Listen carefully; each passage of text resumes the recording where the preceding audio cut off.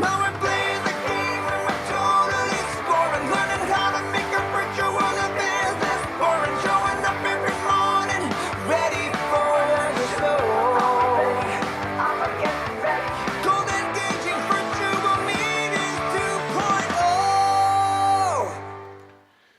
All right, good morning. And amazing new interviews coming up.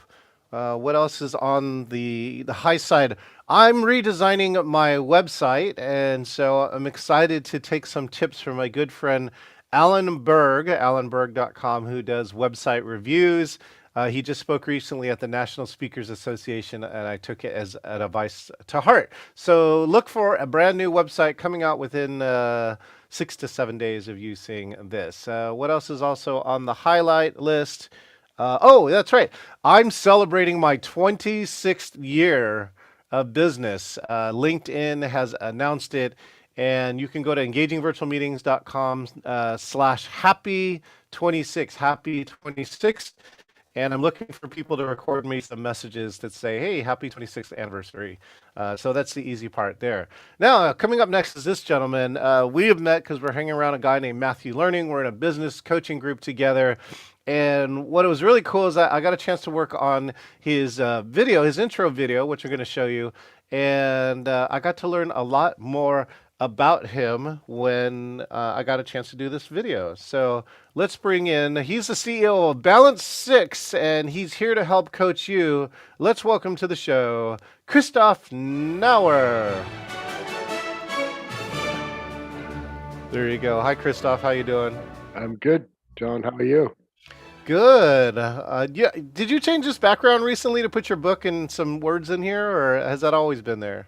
Yeah, I did a book. Yeah. So Ah, yeah, I moved the business growth part over to the left and the book here to the right. Yeah. beautiful, beautiful. Oh, my other friend who was just interviewed, Pallavi, is here, and she says, "Good morning, welcome, congratulations on 26 years of business." How many years of business are you in, Christoph? Not quite 26, about half. So I started in 2010. So congratulations to you. I have a few years to go. Well, it's like less than 10% of all businesses make it to 10 years, Christoph. So you're already over a very, very, very significant landmark date, All a, right. a Well, decade. good, good. Thank you. Well, why don't we do the short version, and I also have a video to back it up. But what would you like to say to introduce yourself before we show this video, which will probably finish the rest of your introduction? Yes, I think the video does a great job explaining what I do, my background, where I came from. It also talks about why my name is Christoph and not Christopher or Chris. You know, I always say my name got famous with the movie Frozen. Before that, nobody ever knew that. And and after that movie came out, right? The movie came out after my kids were grown, so I never saw it. But when somebody started saying to me, I mean, like in Frozen, I'm like, I have no idea what Frozen is, but I just said, oh yeah, sure, absolutely. So now I'm using that line. So Sometimes that's all we need, and that is one short reference to at least to get people to figure out and remember who you are. That's the one thing I know in marketing in small business is that we got to compete with all these bigger shops, and if you could just find that one thing that people remember about you, well, then you should go for it. All right, right, that, Christoph. Before I do that, why don't we cue up this video? Why don't you tell, where did this footage for this video come from? And then, of course, I got a chance to edit it down into the 3 minute range. But I'd love to hear, what's the story behind you filming this video? yeah. So I went. I don't even know how many years ago through a complete rebranding process. That's where I came up with the business name Balance Six, Mm, and the video talks about that. And that's when we did the video is for the rebranding, and then it ended up to be like a 7 minute video. First, it was like two separate videos, and then I combined the two, and then you came in and said, "Hey, this is way too long. I can shorten it for you." And I said, "Oh, great, fantastic!" And then you added the caption to it as well. So and now it's down to 3 minutes, and I think that's much more doable. People's attention span is limited anyway. And I think you captured the most important parts of the video, which is what it's really all about. So that's how it perfect. came about. Thank you so much for that, Christoph. And of course, 80% of videos are watched without audio, so captioning is useful as well as accessible. All right, Christoph, let's take a look at this video that will finish your introduction. Here we go.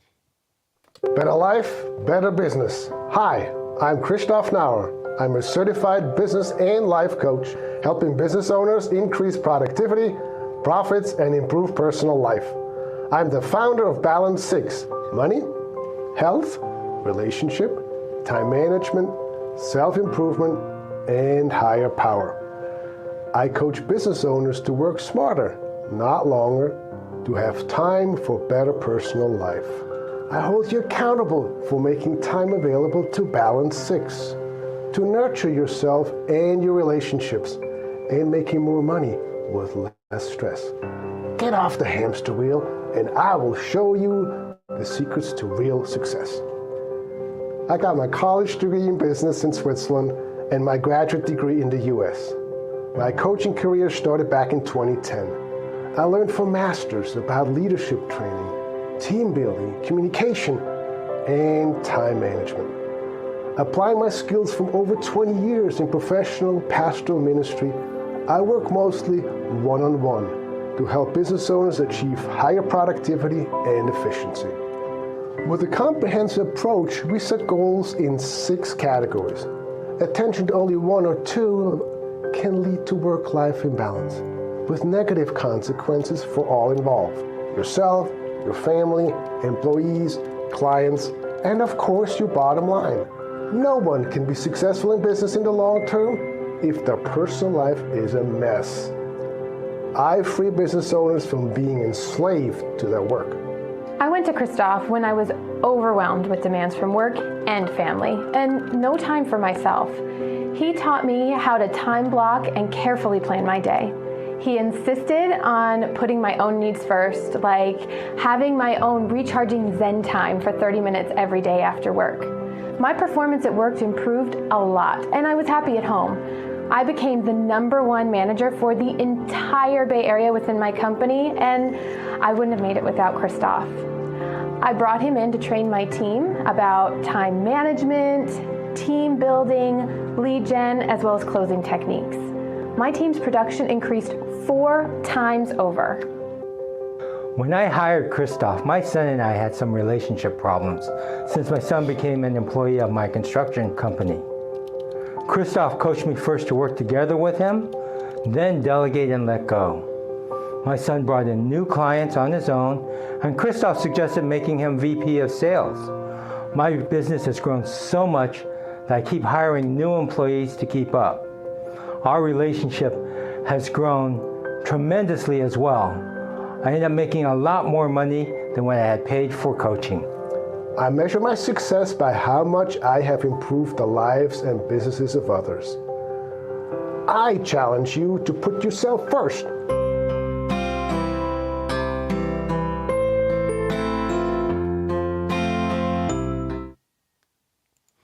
There we go, Christoph. Thank you for that. And what I really appreciate about this video is, again, here's the things that I knew you already for 3 or 4 months before this, but I had no idea that you had 20 years pastoral experience. And Yes.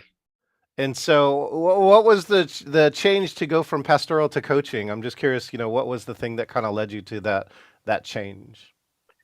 Well, I was looking for to take my skill set in a different direction. As you probably know, there's a lot of politics in religion, and and so and so that's kind of like the main reason. And I knew I had a skill set that could be used in the so-called real world, or Yeah. in a different world.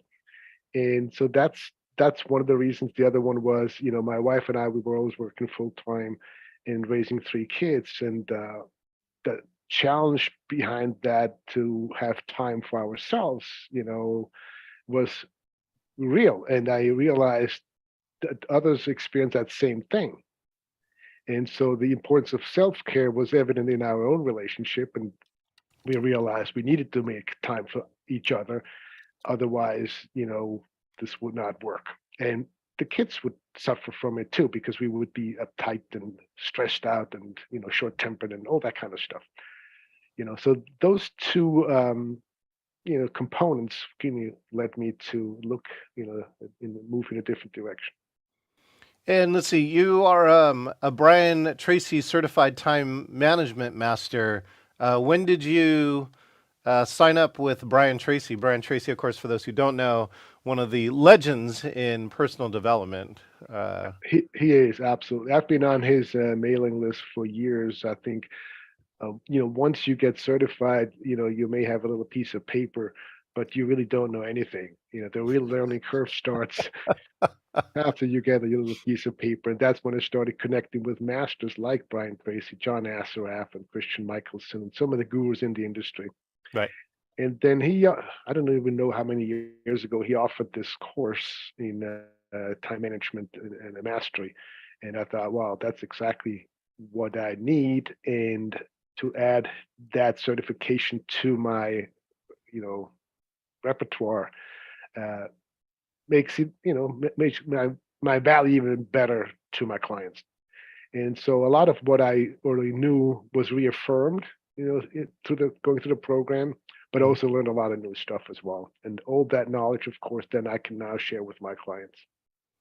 So let's talk about that, right? One of your testimonials, she was just saying that time blocking and Zen time, 30 minutes for herself, which is a combination of the self-care, is that, and of course your book is called, right, From No Time to Free Time. What do you think, now that we're hitting 2023, we're almost out of a pandemic, we hope, we never know. The world is rechanging again, I think, it feels like very, very rapidly.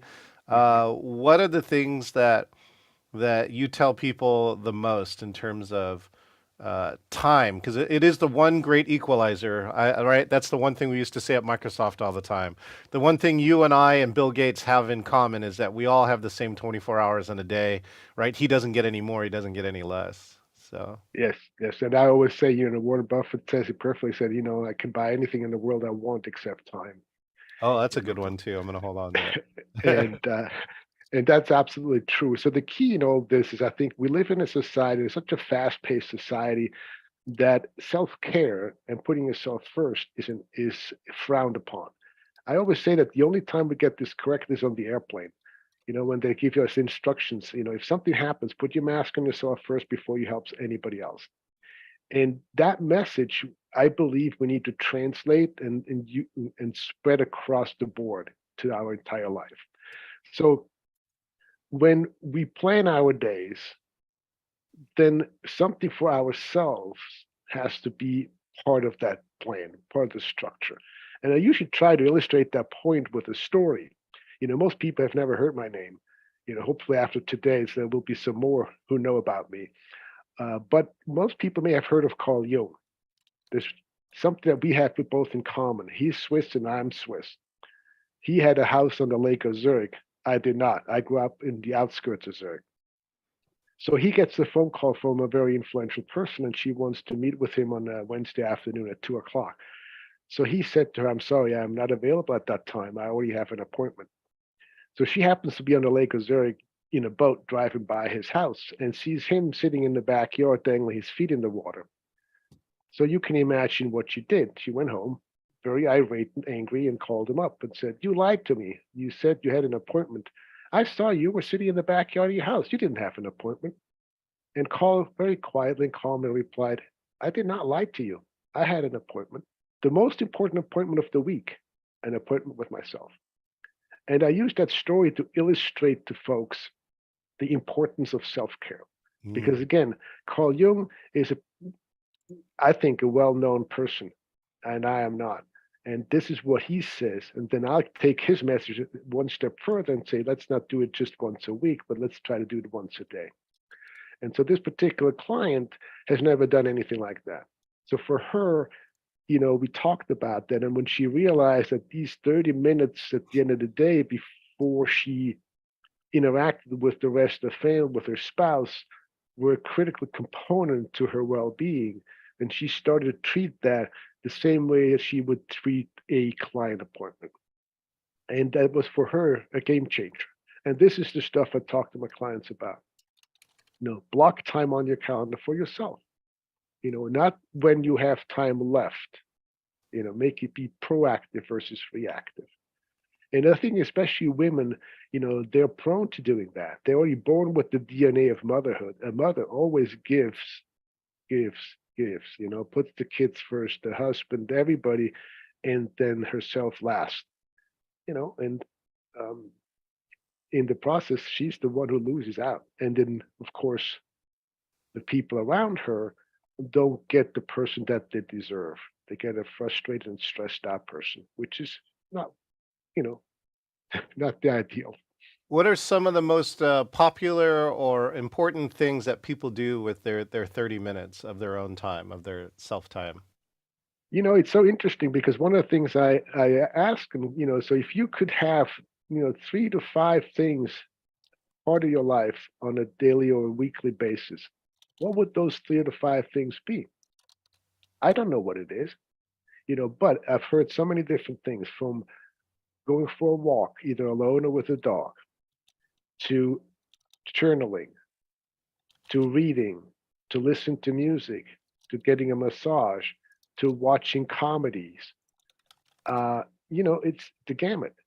Each person is different, Hmm. you know, but sometimes we don't even allow ourselves to think outside the box.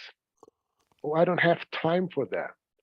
But when we do make time, we feel so much better afterwards because we're recharged, re-energized. For some people, it may involve meditation or prayer. You know, Sometimes it could be exercise. Of course, that whole idea of the health component, is an important part. Exercise and taking care of our own physical well-being should be not an afterthought. Because in our society we're spending billions of dollars, fixing our health, and much less so, not getting to the point where we need to fix our health. I love that. Of course, I built a walk desk where I'm trying to see if I can get the exercise in while working, at different times like that. And it's funny to see, when it's easy to do that, and sometimes when it's not conducive to do that, right? Like if you really need to do focus work, it's not. It's actually very challenging. Also, what I found is a precision mouse work. Like if I'm designing a website or something like that, it's very difficult to do on a walk desk because there's a bunch of mouse movements that you have to make, and when you're walking, you're moving, you got to, move all these other things. Christoph, I'm really curious about your coaching process. So when you start working with somebody, what is part of your process to figure out how can you best help that person? Well, the first part is to have an initial free business breakthrough session where we look at where do they want to go, and where do they see themselves. And then we talk about the challenges that hold them back and how those challenges manifest themselves in their lives, in their business, in their health, across the board. you know. And then after that, if they decide to work with me, we have weekly sessions. And during those sessions, we address what the client's biggest need is at this point. So if they're overwhelmed, which is usually the case, then most of them at that time probably don't have a plan or they're scheduled for the day. So we get into the whole idea of prioritizing. Okay, what is it that you have to do today that's critically important that cannot be left out? We also look at, what is it that you could delegate? A lot of my clients need to put a big D on their computer screen for delegate. What is it that could be done by somebody else? And so a big component is really digging through all the stuff that they think they have to get done and then help them dig and get it done. Find ways of, eliminating things from the to-do list by either just scraping it off or by delegating, and then prioritizing. So that's a key component is really that. A lot of them don't even have goals or written goals for their business. And that's the other thing we have to work on. We got to get clear. Clarity is one of the most important concepts of productivity. Because if you don't know where you want to go, you don't know which direction to go to. And so sometimes people have a great idea and they're passionate about something and they have a gazillion ideas hitting them left and right. Now they've got to dig through all that and figure out, okay, what do I do and when do I do what and what's the biggest, the most important thing to do to get me the results that I want, you know. So that's a big part of it, you know. And during the sessions, we discuss what it is that they want to accomplish, you know, what is most important right now. Right. And then they're given homework. But people don't like the term homework, so I call them practices. What we learn, we practice. What we practice, we become. You know, it's like when we first start out driving a car, you know, it's difficult, you know, especially when you have to learn with the back in the day when you had a clutch, you know, shifting and everything. I don't know how many times I stalled up going uphill, you know, but after a while, it becomes second nature. Why? Because we do it every single day. And this is similar here, you know. So when we learn to plan our days and schedule and time block and, you know, how to prioritize, and we consistently do that, we get better at it, and eventually it becomes second nature, you know. So each client is different. So one of the things that we do, that's why my approach is personalized to the client's needs. You know, we don't throw everybody into one pot and then everybody's okay to follow this program, because not everybody is in that same boat. Yeah. So, Christoph, were you doing virtual coaching before 2020, or did you just have to add it, of course, like everybody else when the world changed? I had a few clients that I did on the phone because for, you know, many reasons. One, because they were an hour away from me. Yeah. And so, and in a way, I actually had one client who started to say, hey, can we just meet on the phone? And he was local. He was in Walnut Creek and I'm in Lafayette, so we're just about 3 miles apart. And then eventually he just moved to phone only. And that was before the pandemic, you know. But like most people, you know, the pandemic opened doors because with virtual meetings, I can meet people via Zoom like we are right now across the country, not only across the country, across the world, you know. Yeah. So, I mean, I had a client from Prague, you know, I was in podcasts in Australia, uh, you know, and so now I'm pretty much fully virtual. You know, we either do phone or Zoom. It's the client gets to pick whatever his or her preference is. Um, and I know I'm not going back to in person. I'm all about time. And I don't know how it is in Seattle, but in the Bay Area, traffic is horrendous, you know. And so just driving to a location can easily take a half hour, 45 minutes, or an hour. And then that time is lost. You can't get it back. Yeah, recently I had an 18-minute trip turn into an hour and 20 because I left at 4 p.m. here, and Seattle's traffic is back with a vengeance. And yeah, I'm a big fan. I mean, I can clock 14, 15 meetings in a day, you know, when if you know I'm that scheduled back to back, and it's almost impossible to do that in the real world. And so that's what I've said. I've also said that I think I'm actually better here in virtual. I'm certainly more time efficient, you know, that if I can actually touch, you know, 14, 15 people as opposed to three. All right. Again, it's not for everybody to run that many meetings back to back, but it's possible. I'm just saying Yes. it's possible. And I do believe if you have the right systems with it, you know, you can do that. You know, Christoph, you get into deep conversations as a coach. I'm just curious, like, what are some of your best tips for coaching on virtual? Because, you know, some people say, you know, I have a hard time assessing body language on virtual, or, you know, I feel disconnected rather than connected. But I think you're having a different experience, especially if you have the ability to reach and really connect with people all around the world. One of my good friends said, was it 6 feet or 6 miles? It doesn't really matter, which is as soon as you're more than 6 feet apart, like in the real world, then it's no different than like you should actually be doing this virtual piece, or that you could be. And again, your phone client kind of really shows that, where even though they're 3 miles away, some people have a preference, right, to audio only or a phone as opposed to both. But anyway, so out of your experience in the last 3 years, what are some of your best tips for coaching people on virtual? I think he is uh, eye contact, you know. So I'm looking at you, I'm looking at your eyes, you know. And two, then if I look away and, you know, do something else, you will notice that, and that means I'm sending a message. I'm sending a message saying, yeah, I'm here with you on Zoom, but I'm doing something else. And that is the worst thing I think you could do, because you're disrespectful. You're not respecting the person's time. And to me, that is critically important. So if we're supposed to work together and have a conversation, then I need to be 100% present to the client and focus on him or her and see what she or he is talking about. So to me, that is critically important. Yes, I mean, there is a possibility that sometimes people check out. And that's why I think if you have virtual meetings, to make it engaging, it's easier to have small group interaction than one person giving a presentation and to 20, 30, 50, or 100 people.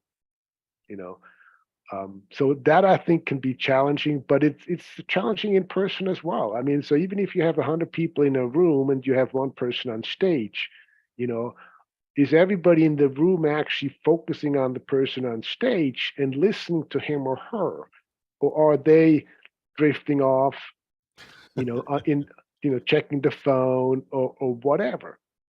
So I think a lot of it has to do with, you know are you able to capture the audience attention?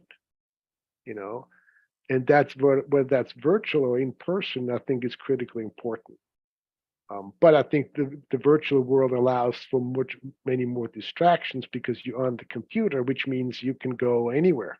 You can go on the internet. You can do it. You can go anywhere. You can look up stuff. I mean, um, in person, yes, you can pull out your phone, and it becomes maybe a little bit more obvious than virtually.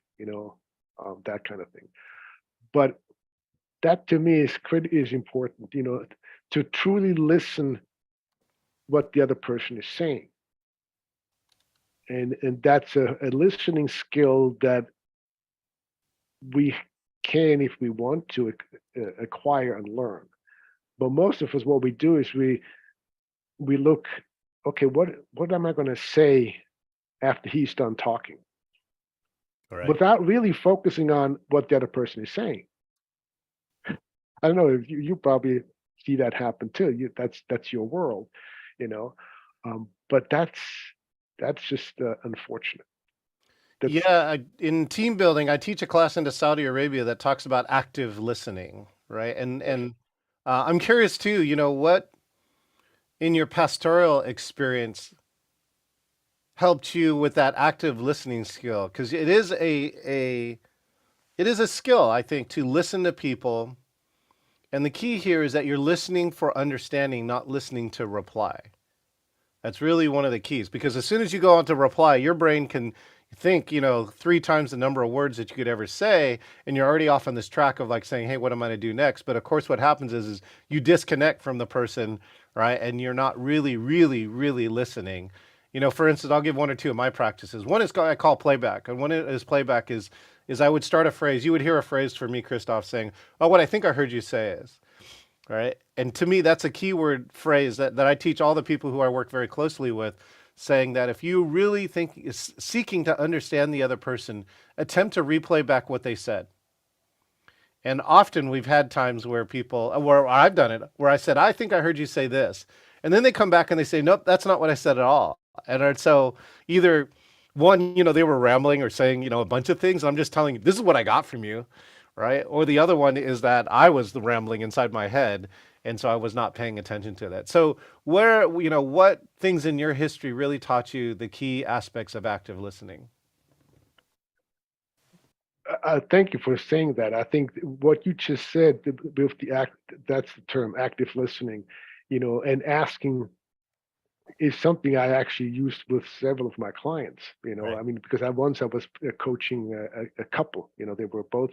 They both had a business, and so they had to learn to communicate, because one would say something and the other one would respond and receive something different than was said. And so that's exactly one of the things I said to them. maybe before you respond, you can say, I heard you say this. Is this what, did I get this correctly? And by doing that, you can diffuse the tension that can happen when you have miscommunication. When you communicate on one level and receive on a different level, boom, there's miscommunication. And then when things blow up, communication breaks down because you cannot have rational conversations once the emotions have gone out the window, you know. And so in a pastoral setting, you need to be fully present to the person that you're talking with, Mm. you know. And what it is, I believe, is working from the heart. You know, whether you want to say, you know, heart-centered, you know, compassion, you know, those are things that I think are important. If you operate from that, you know, you a person runs a business differently. Heart-centered entrepreneurs is what I'm drawn to. You know, they truly care. They're not just in it to make a buck. Yes, we all have to pay our bills, but Yeah. ultimately, you know, if we work from the heart and we truly care, that starts to permeate everything we do, you know. And I believe that's where it starts. Once we, it, there's nothing more powerful than love. It's the most powerful emotion there is. You know, people kill over that. There's been wars fought over that, you know, et cetera, et cetera. You know what I'm talking about. It's the most powerful force. And and we have people like Gandhi who taught us that love is more powerful than hatred, you know. And if we can apply that to our business and the way we run our business, I think it's a game changer. Speaking of game changer, in your video, you know, you said it that some people's relationships, especially in small businesses or where people are the owners, right? Their relationships often get affected. My girlfriend and I, Donna, are watching a series called Love is Blind. Have you heard of this series called Love is Blind, Christoph? No, I have not. The concept is that people can only meet each other and propose to each other without seeing each other, Christoph. Oh, So it's, you know, the relationship is supposed to be purely like an emotional connection as well as like a verbal or maybe intellectual connection. It's not around what you look like, right? Or, you know, all these other different types of things that go into it. And what's really interesting around it is that what was the recent one is that this couple didn't get married at the end, right? So they get married in like less than 14 weeks or something. It's a very short amount of time. So, you know, the show has a lot of pressure around it. And this couple didn't get married, but got back together, and it looked like they were going to be together for a while. And then he proposed to her, and then they said the conclusion was that they broke up like 6 weeks after the engagement, the second proposal. And so I was just curious from your side, as a coach, since you focus on relationships, you know, what are some of the top challenges that business owners have? You know, Pallavi here is a she a self-declared mompreneur, right? So she's a mom and an entrepreneur, which like I think adds even more challenge, right? Because you're just basically you're trying to do two or three things at the same time. But anyways, what are some of the common things that you see in relationships with people that you coach? so there's a couple. So one, you know, I have a client who's a single mom, and you know, running a business, being a single mom is extremely challenging. You know, and for her to find time for herself and do something for herself and self-care is Yes. critically important. For couples, you know, the couple I mentioned, for instance, you know, they actually had to plan date nights, and then they talked about, said to me, then what are we? You said we can't talk business. Then what are we supposed to talk about? So I said, well, you know, I don't know. Something brought you together, you know, a few years ago. So focus on that. You know, focus on your relationship. Yes, you both run a business, you know, and I think either they had two businesses and then they worked the third business together or something like that. You know, so you know, so it was always business talk, you know. And so for them, it was okay, you need to set aside time where there's no business talk. You need to set aside time, work hours, non-work hours, you Yeah. know, Yeah. and have a date night once a week. And and the date night doesn't mean that you have to go to a fancy hotel or spend a gazillion dollars. It just means uninterrupted quality time with each other. Time, right? You Yes. know, and that's the challenge, is finding that time, especially when they have kids as well. Then they take the time, you know, and that's what I was talking about earlier about my own experience. We couples need to make time for each other, especially if they run a business, have kids, and otherwise they may look at each other 10 years later, 15 years later, and say, "Oh, have we met? Who are you?" Who are you, right? You know, so that component again, it goes into the whole self-care aspect. Mhm. Yes, you need to set aside time for yourself, but also for your spouse All or right. Well, significant this is other. for all the people that are out there who are in relationships. If you haven't had a date night in the last 7 days, go make one. Right? Surprise the Absolutely. other person. I think that's the other one, right? Well, that, for instance, too, yes, that's, yes, if you sometimes they actually have to plan it. If you have a business and you have kids, there's planning involved because you got to line up the babysitter and so forth.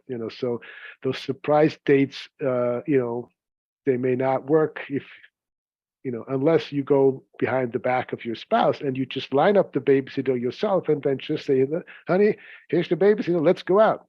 You know. Um,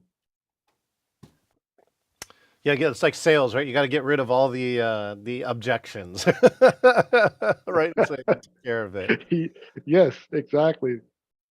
Too funny. All right, well, Christoph, now that you're fully invested in virtual, right? What do you see as the future of virtual, or what's on your wish list that you could do as a business coach?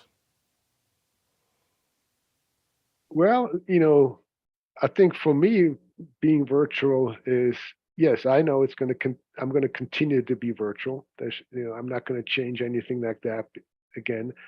Um, for the wish list, I have to be honest. I don't know. I want to reach more people and help more people. That's my desire. If I can make a difference in a business owner's life and business, have them experience, like peace of mind and business growth and increased profits, you know, that's that's what it's all about for me. I mean, that's why I created a peace of mind and profits program, you know, with guaranteed results. And Christoph, I think you have an assessment, right? So on your website, balance6.biz, which of course I stuck in the description for this program, don't you have an assessment, or you'll chat with anybody, I believe, for a half hour to see if you could suggest something that would help them. Is that correct? Absolutely, yes. They can hop on my calendar, book an appointment, and we talk about 30 minutes, 45 minutes, and we look at where they are, where they're stuck, and what holds them back, and why they're not getting where they want to be. Quite often what happens is the number one reason why entrepreneurs are stuck is fear. Oh yeah. And You know, fear of what, from your perspective? I'll be curious, Christoph. well, it could be a number of things. It could be fear of success. It could be fear of failure, Yeah. Yeah. or fear to step outside your comfort zone. Hmm. And that's a big one because we are comfortable in our comfort zone. The things that we do, it's comfortable because we know. But stepping outside our comfort zone, leaving that little comfy place behind is scary. But as you and I both know, that's when the growth happens. And so, you know, so if fear is something that holds any of the listeners back, come on, get ready to crush your fear and leap, you know, into the new life, in the new business, in the new world. And there's, the thing too, a peace of mind is something that is, again, you can't put a price on that. You know, ultimately having peace of mind at the end of the day, at the end of the week, and feeling like, oh, this was a great week. I got everything done I needed to get done.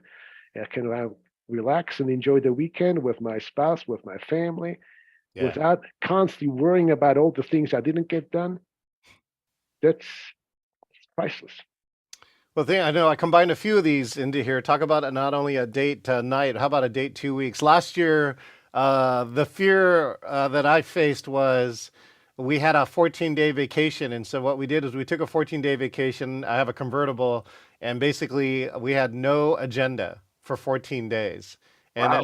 as a hardcore scheduler and planner, that actually is the fear. But I just thought there was something missing, because of like the previous 2 years, right? With COVID, everything is structured, right? Actually, having a structure during the pandemic was something that was really useful for me, right? To keep momentum and keep my own sanity. And, with that much heavy scheduling, that element of spontaneity that I think is really necessary for us as humans was gone. And again, we spent 14 days. None of it was work related, right? All of it was just pure vacation, and that was like one of the best vacations that we took. And a bunch of magical stuff happened, right, Christoph? I think that's the other part too that people don't realize is that when you kind of let go for some of those things, I think that's where the magic comes. Speaking of magic, if people only remember one thing from this interview, Christoph, what do you think that one thing should be? Put your own well-being first, not last. It's sage advice. You can keep telling people, and people still forget. I think, Christoph, you're going to be in business for a long time because, right, people just constantly forget, or they start being born saying everybody else's stuff is more important than mine. And what I love to tell people, Christoph, is that we spend half of our life learning pain tolerance to get something done. And then we learn the other half of our life forgetting pain tolerance, so we'll stop doing stuff that we shouldn't be doing that we don't like, right? So Yes, there's a lot of truth to that. That's for sure. thanks so much, Christoph. Any final words for today? Final advice, especially to any of our business owner friends? Well, if fear is holding you back, it's time to leave it behind. Okay, deposit at the door, jump in and jump outside your comfort zone. You know, book an appointment with me. Let's talk. How important is peace of mind to you? Peace of mind and profits. How important is that? It's all within your grasp, but we got to leave fear behind. We got to jump in full blast, full bore, because one thing as we get older that we don't want to have is regrets. Yes. All right. Well, you can find Christoph at balance6.biz. And like business coaching, I've always said to people too, coaching is a fit, right? If you are seeking coaching, try a bunch of different coaches, right? But then notice which one you connect with, right? You really want to find that right coach that is going to be the right person for you that helps you create results. Thanks again, Christoph, for your time. Sure, you're very welcome. Thanks a lot for having me, John. All right, this is John Chen, the Engaging Virtual Meetings podcast with the Balance 6 CEO, Christoph Nauer, who's just giving you two key reminders, right? Number one, make some self-care time. If you are listening to this podcast right now, you got to the end of this, you want to take one tangible action, allocate or make a meeting with yourself, 30 minutes to do whatever you want, right? Non-work related, something that is on the self-care side. And number two, I'll give on to the other part. Take care of your relationships. If you haven't planned a date night for that one that's close to you, and it could be anyone close to you. It could be your kids. It could be, any type of relationship. It doesn't have to be necessarily just a romantic relationship. That time is something that's really valuable. Make that appointment. All right. Thank you so much. I hope you enjoyed meeting Christoph Nauer. Hit the subscribe button. Now this podcast is located too. We just relaunched our podcast, engagingvirtualmeetings.online. All the episodes are being re-released, one every single week, now on every podcasting streaming platform, including Apple, Google, and all the other good friends like that. Click subscribe, and if you want to be the next guest here on the Engaging Virtual Meetings podcast, click the link and click interview, and we'll find the next best hour to put you on here to introduce you to the Engaging Virtual Meetings community. All right, have a great Thursday. It's the beginning of June. Summer's right around the corner, and we will see you next time. Always start people and